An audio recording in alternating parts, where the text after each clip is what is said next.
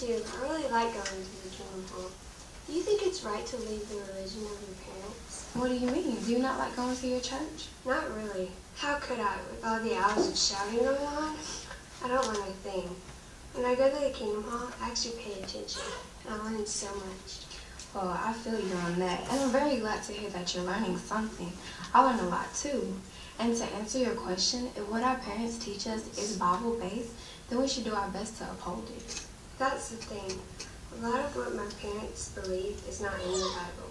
When I told my mom this, she was very upset with me and said this was the last time I could go to the Kingdom Hall. Wow, well, even if we do learn that their beliefs aren't in harmony with Jehovah's Word, we still have to respect them. You're right. I do respect my parents. I just wish I didn't have to go to church with them. Yeah, I understand. Well, tell you what, before I give you any advice, I want to show you what Jesus says about this in Matthew 10, chapter 10, verse 37.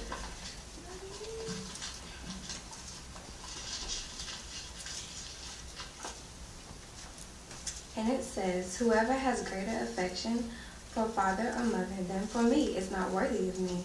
And whoever has greater affection for a son or daughter than for me is not worthy of me." So according here, Jesus says that it would not be fitting for us to allow our devotion to our parents be greater than our love for our Creator. So we have to put God first and do what is pleasing to Him by following His teaching. Exactly. And you know, Jesus helped us to appreciate that His followers must love His family less than they love Jehovah.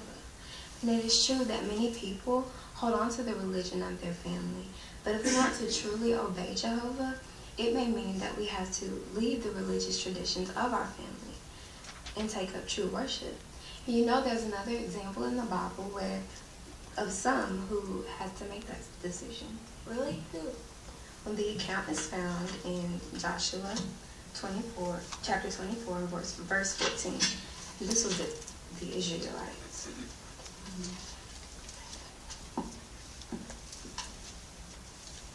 In verse 14 it says, "Therefore fear Jehovah and serve Him with integrity and faithfulness, and remove the gods that your forefathers served on the other side of the river and in Egypt, and serve Jehovah." So in order to serve Jehovah acceptably, they had to get rid of any images or of false gods and cleanse their hearts of any desire of those things. And it meant a change of the religion of their forefathers. And they had to make that serious choice. I know I have to make a choice, I just don't know how.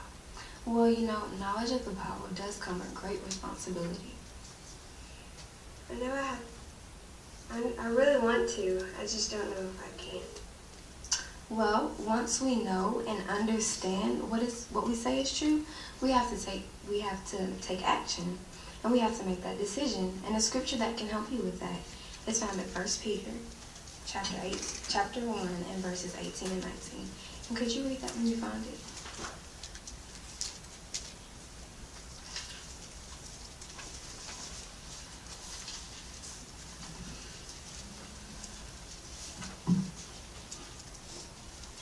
For you know that it is not with corruptible things, with silver or gold, that you were set free from your futile ways of thinking, of your futile way of life handed down to you by your forefathers. But it is with precious blood, like that of an unblemished and spotless lamb, that of Christ. So this scripture helps us to appreciate the importance of Jesus' ransom sacrifice. And because of this, we have everlasting life. But if we come to know Jehovah and really want to try to obey Him, we have gratitude for what He has done for us, and it will help us to make that choice. I really want to, I just don't know if I can. Well, the Bible shows that early Christians turned away from the traditions of their forefathers, which cannot bring them everlasting life. Their gratitude for the sacrifice of Jesus made them willing to get rid of anything that did not honor Jehovah. They set a very good example for us to follow, and I hope I was able to answer some of your questions. You did, thanks. Now, do you think you can convince my mom to let me keep going to the Kingdom Hall and maybe get both of them to come?